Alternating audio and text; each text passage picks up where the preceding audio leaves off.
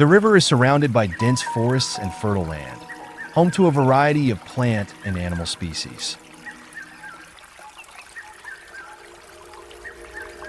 Canoeing or walking along the river's banks offers visitors an opportunity to connect with the island's wildlife, with the sound of rustling leaves and birds singing in the distance.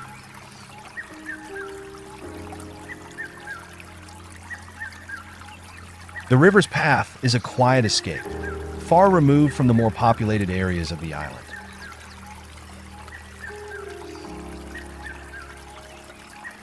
It's a peaceful haven for nature enthusiasts and those looking to explore the unspoiled beauty of Sao Tomé.